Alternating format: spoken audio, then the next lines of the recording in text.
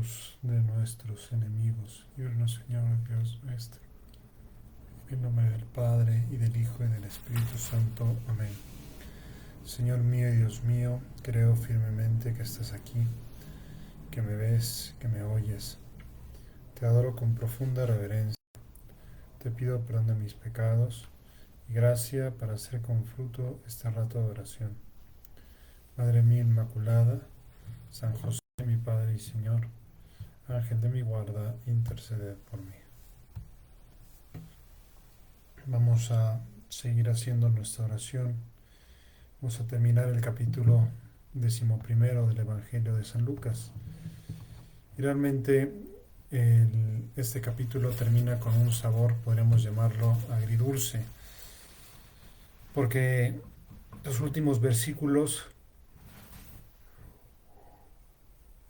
muestran una áspera polémica que Jesucristo mantiene con los fariseos y, y es particularmente dolorosa porque pues es en un contexto en el cual pues podría presumirse que iba a haber una relación amical, una relación cordial.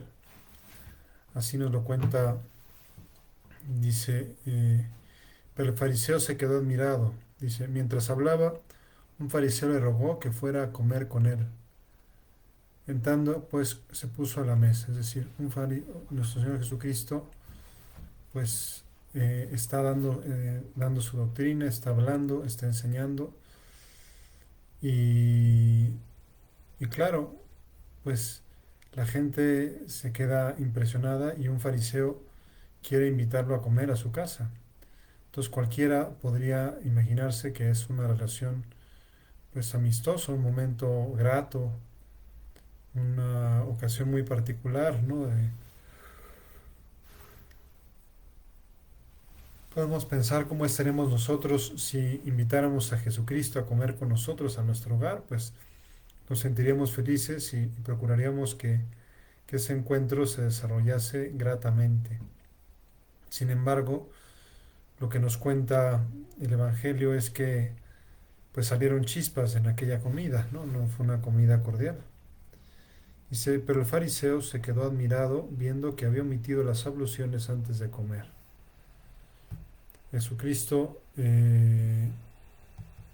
nuestro Señor, ¿verdad? Eh, pues digamos que se salta esa regla, esa costumbre judía, una costumbre de otra parte muy sana, ¿no? Lavarse las manos. Perdón que traigo mucho sueño. Hasta los codos, ¿no? Se lavaban las manos hasta los codos, ¿no? Y nuestro Señor Jesucristo, pues por algún motivo, yo no sé si sería nuestro Señor en plan un poquito pillo para picarle la cresta al fariseo, pero el caso es que lo omitió las abluciones antes de comer. Pero el Señor le dijo, bien, vosotros los fariseos purificáis por fuera la copa y el plato, mientras por dentro estáis llenos de rapiña y de maldad. ¿No? Y da como una enseñanza muy clara, es decir, no preocuparnos fundamentalmente de las apariencias, sino preocuparnos fundamentalmente de la exterioridad, sino preocuparnos del interior, de lo que hay en nuestro corazón.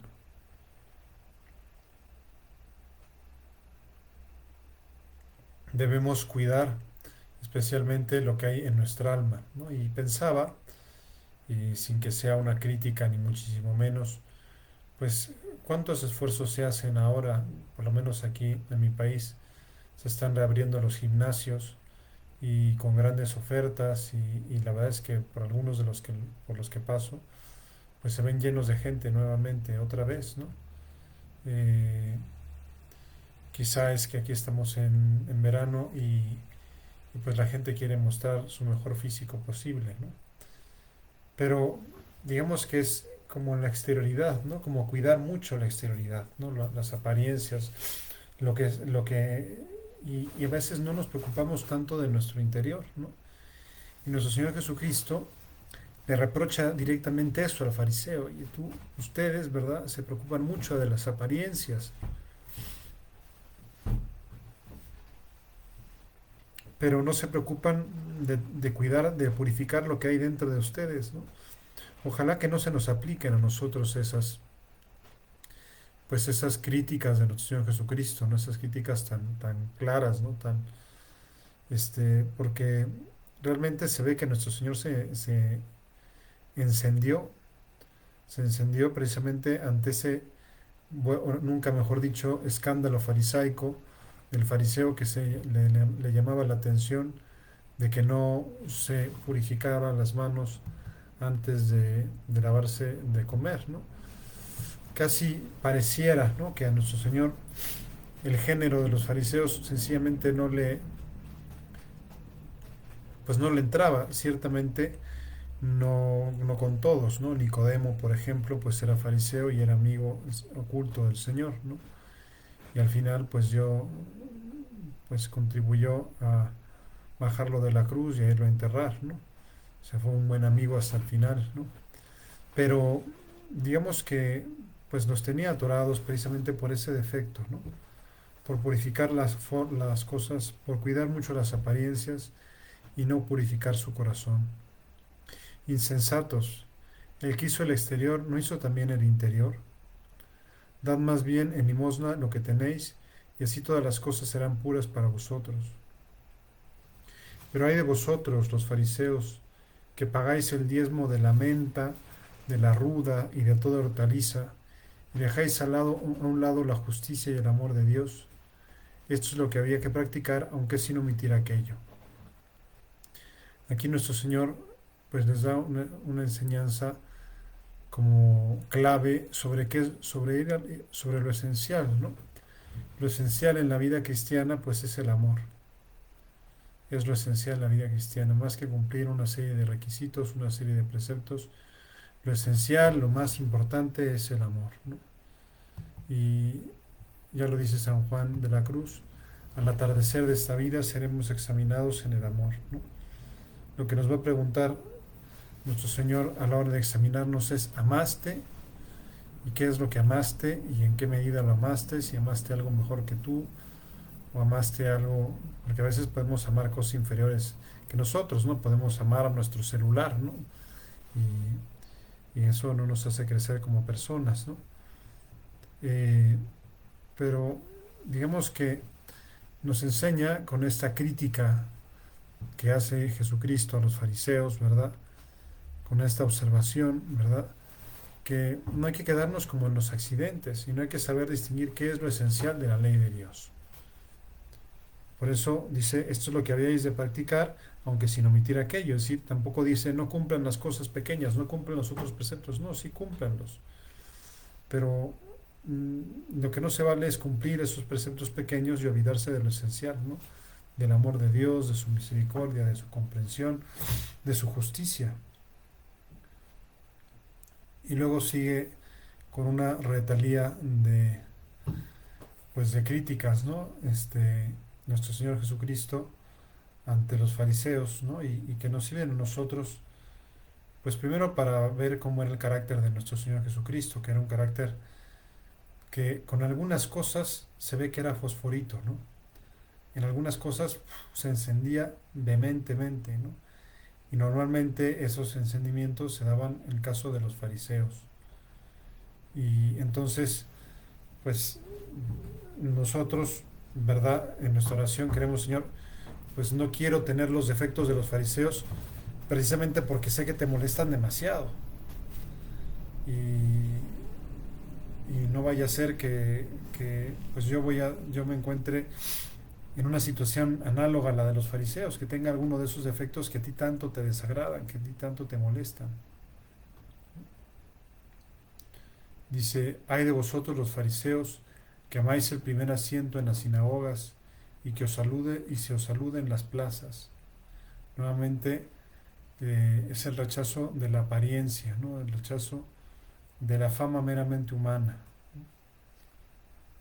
Hay de vosotros, pues sois como los sepulcros que no se ven, sobre los que andan los hombres sin saberlo. Uno de los legistas le respondió: Maestro, diciendo estas cosas también a nosotros nos injurias. Como diciendo, pues no solo a los fariseos, sino también a los doctores de la ley. Y no le hubiera dicho eso a nuestro Señor Jesucristo, que repito, estaba encendido, tenía pues la ira santa, la ira de Dios. Eh, Dice, pero él dijo: hay también de vosotros, los legistas, que imponéis a los hombres cargas intolerables y vosotros no las tocáis ni con uno de vuestros dedos, ¿no? O sea, que hay señal de efecto del que está diciéndole a los otros lo que tienen que hacer, pero él mismo no lo hace. El que se considera como muy autorizado para andar corrigiendo a los demás: mira, tú deberías hacer esto, tú deberías hacer esta otra cosa, tú esto. Pero él ni con la punta de los dedos lo toca, ¿no? Es decir, la falsa, como es, ¿cómo se llama? Eh, la falsa, eh, pues el falso celo, la falsa preocupación por cumplir reglamentos, ¿verdad? Pero que no va acompañada de un cambio de vida, de una que no va respaldada por la propia vida, ¿no? Es decir, nada más el que se sabe todas las leyes pero no las vive, ¿no? El que se sabe todas las leyes pero no las vive, pues eso es lo que el Señor les reprocha a los doctores de la ley, ¿no? Que se saben todos los preceptos pero que no los viven. No nos vaya a pasar a nosotros. Puede pasar cuando alguien tiene formación, ¿verdad? Tiene la formación como muy clara, pero no la hace vida, no la hace carne de su carne. Hay de vosotros porque edificáis los sepulcros de los profetas que vuestros padres mataron. Por tanto, sois testigos y estáis de acuerdo con las obras de vuestros padres, porque ellos los mataron y vosotros edificáis los sepulcros. Por eso dijo la sabiduría de Dios: les enviaré profetas y apóstoles, algunos los matarán y perseguirán, para que se pidan cuentas a esta generación de la sangre de todos los profetas derramada desde la creación del mundo, desde la sangre de Abel hasta la sangre de Zacarías, que pereció entre el altar y el santuario. Sí, os aseguro que se pedirán cuentas a esta generación. Pues es muy fuerte, ¿no? La enseñanza de nuestro Señor Jesucristo es muy fuerte, la polémica, y se ve que los dejó callados, ¿no? Hay de vosotros los legistas, que os habéis llevado la llave de la ciencia. No entrasteis vosotros, y los que están entrando se lo habéis impedido. Y cuando salió de ahí, comenzaron los escribas y fariseos a acosarle implacablemente y hacerle hablar de muchas causas, buscando con insidias cazar alguna palabra de su boca, ¿no? Pues ya se ve que no fue una comida amable, ¿no? Ya se ve que no fue una comida grata. No sabemos si pudo comer algo nuestro Señor, o la discusión se levantó vehemente justo antes de comenzar a comer y se quedó sin comer en casa del fariseo. No lo sabemos, pero sí lo que tenemos retratado es pues un cuadro como muy realista de nuestro Señor Jesucristo, de una persona de carácter fuerte, que no tenía miedo en entrar en polémicas acerbas y decir las cosas con dureza. Ya lo hemos tratado en otras ocasiones. Es una de las constantes del Evangelio, ¿no? Las polémicas con los escribas y con los fariseos. Y por lo tanto, una de las cosas que, pues si queremos ser buenos discípulos de Jesucristo, debemos por todos los medios intentar evitar, ¿no? Intentar evitar ser como los fariseos, ¿no? Hipócritas, personas que buscan solo la apariencia, que descuidan lo de adentro, que descuidan lo esencial, que no saben ver cuál es lo más importante de la doctrina y de la enseñanza cristiana, ¿no? Vamos a pedirle a Dios nuestro Señor: Señor, no permitas que seamos nosotros como esos fariseos que tú tanto detestas, ¿no? Que te son tan desagradables. Ayúdanos a ser personas gratas a ti. ¿Y quiénes son gratos a Jesús? Pues son gratos a Jesús los niños, son gratos a Jesús la gente sencilla, ¿no? Como los pastores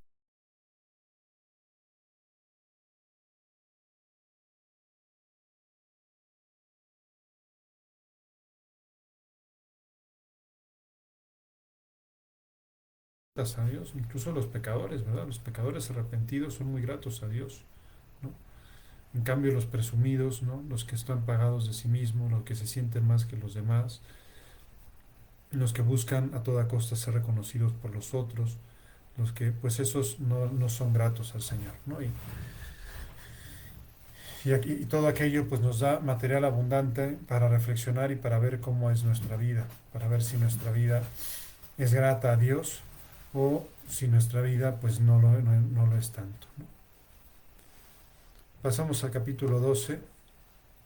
Dice, en esto, habiéndose reunido miles y miles de personas hasta pisarse unos a otros, se puso a decir primeramente a sus discípulos, guardaos de la levadura de los fariseos, que es la hipocresía.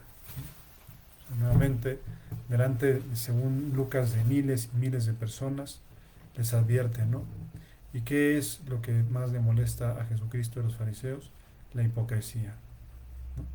Que no seamos tú y yo, nosotros, que no seamos tú y yo hipócritas, sino que seamos sinceros, transparentes, sencillos, que tengamos esas virtudes que tanto le agradan a Jesucristo.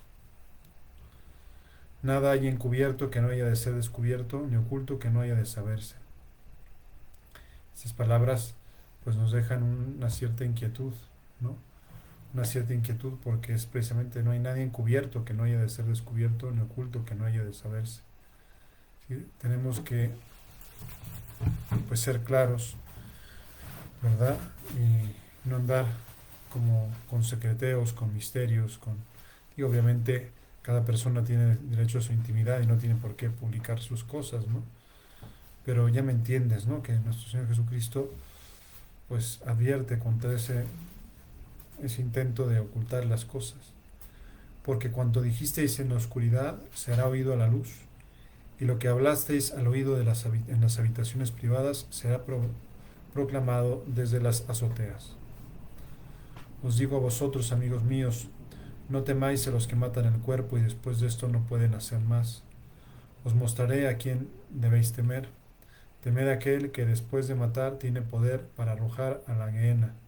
Sí, os repito, temed a este. Entonces, ¿a quién le debemos de temer? Pues tú ya te has respondido seguramente. Al que le debemos de temer es al demonio. No tanto al que puede matar el cuerpo, sino al que puede matar el alma. Y indirectamente, ¿verdad? O sea, al demonio, cuando rezamos el Padre Nuestro, la traducción literal, más que líbranos del mal, amén, es líbranos del maligno, líbranos del demonio. Le decimos al Señor cada vez que rezamos el Padre Nuestro. No sé por qué motivo se ha traducido por líbranos del mal y no por líbranos del maligno. Pero en cualquier caso, a ese es al que debemos de temer, al demonio. Ahora bien, el demonio hay que temerle fundamentalmente en la medida en que nos hace pecar. O sea, ¿a quién os mostraré a quién debéis temer? Aquel que después de matar tiene poder para arrojar a la gehenna. Sí, os repito, temed a este. Es decir, temed a lo que nos puede arrojar al demonio, ¿no? Temed al que nos puede arrojar al infierno. ¿Y qué es eso que nos puede arrojar al infierno? Pues si es persona es el demonio, y si es un acto es el pecado. Debemos tener temor de Dios.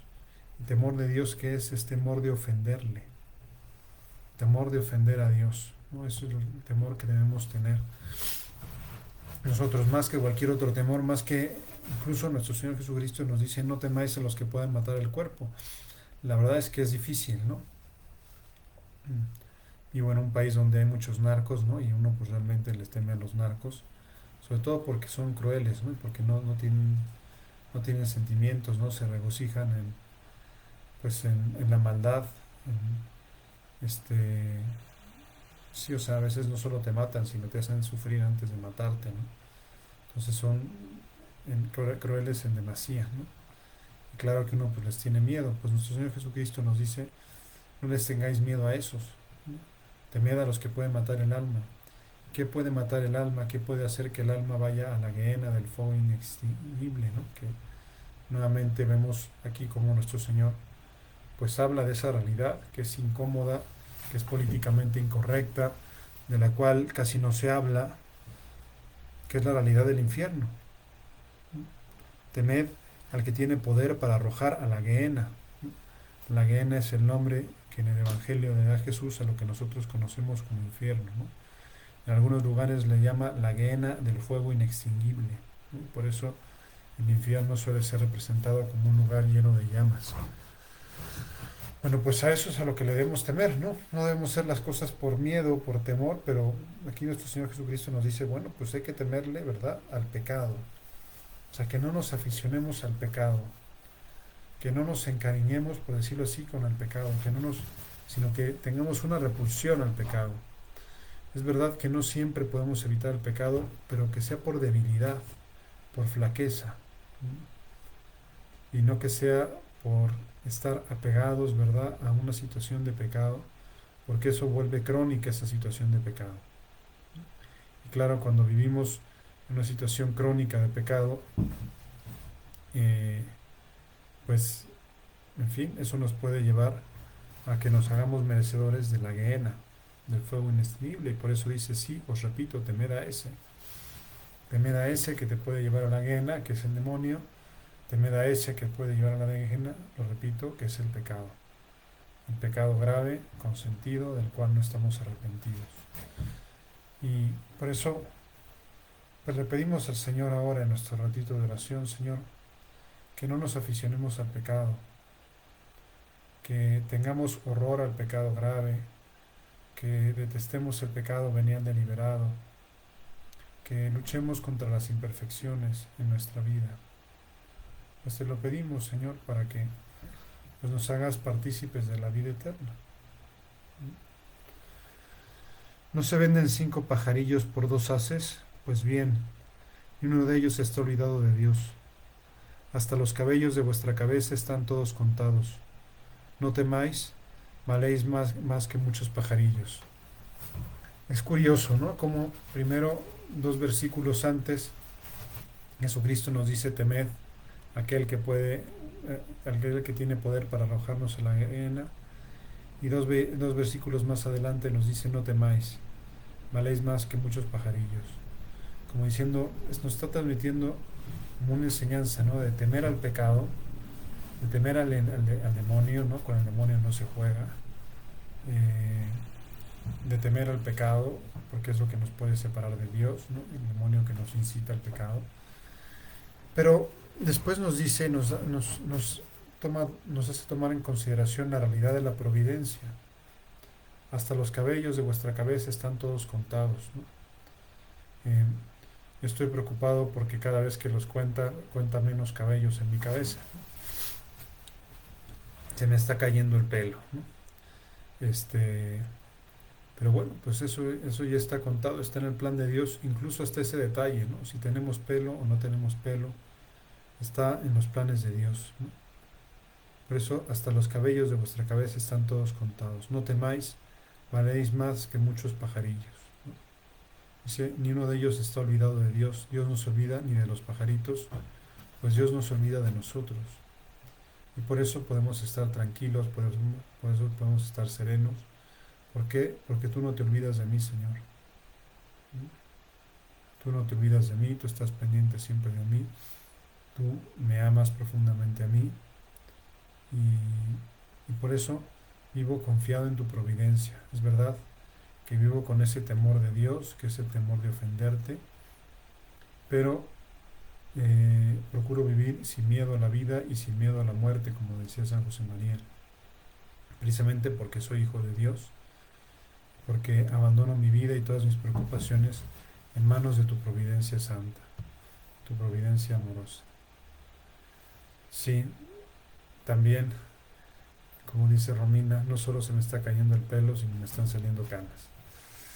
Pues es verdad, ¿no? Ni modo, los años no pasan en vano, ¿no? Hasta los cabellos de vuestra cabeza están todos contados.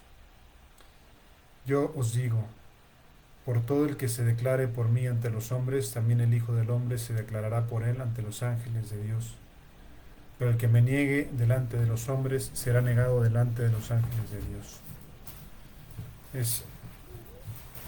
Pues yo creo que es un recordatorio, aunque parezca que no, de la confirmación. Me da la confirmación, nos da la gracia para dar testimonio público de nuestra fe. La confirmación nos da la gracia para no quedarnos nuestra fe para nosotros solos, sino para confesar a Dios delante de los hombres. Qué importante es eso. Eh, eh, ¿Cómo se llama? Qué importante es eso. Que nosotros eh, pues demos testimonio, o sea, que confesemos a Dios delante de los hombres, en un mundo en el cual se avergüenza tantas veces de Dios, que nosotros no nos avergoncemos de Dios, que nosotros no nos avergoncemos de Dios. El que me niegue delante de los hombres será negado delante de los ángeles de Dios. Como que a Dios le duele mucho eso, ¿no? Le duele mucho el sí, el darse golpes de pecho, pero luego el avergonzarse, ¿no? O sea, que nos avergoncemos de Dios, ¿no? Que nos avergoncemos de las cosas de Dios, que nos avergoncemos de las prácticas de Dios. Vamos a pedirle ahora, ¿verdad?, al Espíritu Santo, que nos dé la fortaleza necesaria para no avergonzarnos nunca de nuestra fe. Al contrario, sentirnos orgullosos, para vivirla sin ostentación, pero con naturalidad, ¿no? O sea, sin hacerla notar, sin hacerla pesada, ¿no? Sin hacerla ostentosa como los escribas y fariseos que hacían alardes de la religiosidad, pero también sin disimularla, ¿no? Como diciendo, bueno, pues ese soy yo, o sea, así soy yo, así es mi familia, o sea, ¿no? En mi familia se bendicen los alimentos, ¿no? En mi familia, ¿cómo se llama? Pues se, pues se tiene a Dios presente, se le da gracias por las cosas buenas. Pues es una manera como de dar testimonio y decir, bueno, así soy yo, ¿no? Ya tú verás si no quieres ser así, ¿no? Pero para mí me funciona, a mí me viene muy bien, ¿no? Entonces, por eso podemos nosotros como reavivar el carisma. Si no estás confirmado, pues te animo a que te confirmes. Pero precisamente el carisma de la confirmación es ese. Nos da fortaleza para dar testimonio público de nuestra fe. O sea, para no quedárnosla para nosotros solos, sino para compartirla, ¿no? Y para confesar a Cristo delante de los hombres. Y en un tiempo de tantas cobardías, de tantas traiciones, de tanta falta de lealtad hacia Dios, qué importante es que cuente con un grupo de personas, un grupo de amigos que den testimonio de Él. Y ojalá que tú y yo estemos dentro de ese grupo de personas que no se avergüenzan de la cruz de Cristo, que no se avergüenzan de Jesús, y que saben dar testimonio de Él con su vida en medio del ambiente en el cual se encuentran. Y a veces pues es, no sé, no tener el detalle de bendecir los alimentos, no importa que uno esté en un restaurante, ¿no? O no sé, son como manifestaciones como muy prácticas, ¿no? Yo recuerdo, pues mi madre me enseñó a persinarme cuando pasaba delante de una iglesia, ¿no? De pequeño. Después perdí esa costumbre cuando me fui a vivir a Roma, porque en Roma había tantas iglesias que había que estarse persinando continuamente mientras uno caminaba, ¿no? Pero bueno, pues es como una manera de decir, bueno, pues manifiesto públicamente mi fe, ¿no? Es decir, no la escondo, ¿no? Por eso, ojalá que nuestro Señor nos, pues nos declare delante de los ángeles de Dios, como diciendo, este no se avergonzó de mí, este dio la cara por mí, este pues de alguna manera me supo presentar de un modo amable. No hay que hacerlo odioso, ¿verdad? Hay que ser amable, la verdad. Supo presentarme de un modo amable en medio de la sociedad y en el mundo en el cual vivía. O sea, no se avergonzó de mí. Al contrario, sintamos el santo orgullo, y para eso es importante que cuidemos nuestra formación, ¿no? Nuestra formación también histórica, ¿no? Es decir, que tengamos conocimiento de, pues eso, de las maravillas, de todo lo que le debe la cultura, todo lo que le debe la civilización al cristianismo. Es muy grande, ¿no? A veces hay muy mala publicidad, pero no nos damos cuenta de que cómo sería el mundo si no hubiera cristianos, cómo sería el mundo si no hubiera iglesia. Pues, en fin, sería una barbarie muchísimo más acendrada de la que estamos viviendo nosotros. Pues vamos a terminar nuestro rato de oración pidiéndole a la Virgen que nos dé que nos consiga del Espíritu Santo el don de fortaleza para dar testimonio público de nuestra fe sin avergonzarnos, para dar la cara por Jesús, para saber ser miembros de Cristo en todas las situaciones de nuestra vida. Te doy gracias, Dios mío, por los buenos propósitos, afectos e inspiraciones que me has comunicado en esta meditación. Te pido ayuda para ponerlos por obra. Madre mía Inmaculada, San José mi Padre y Señor, Ángel de mi guarda, intercede por mí. Muchísimas gracias por haberme acompañado. Que Dios los bendiga y que tengan buenas noches. Os doy la bendición. La bendición de Dios Todopoderoso, Padre, Hijo, Espíritu Santo, descienda sobre ustedes y permanezca para siempre. Que descansen.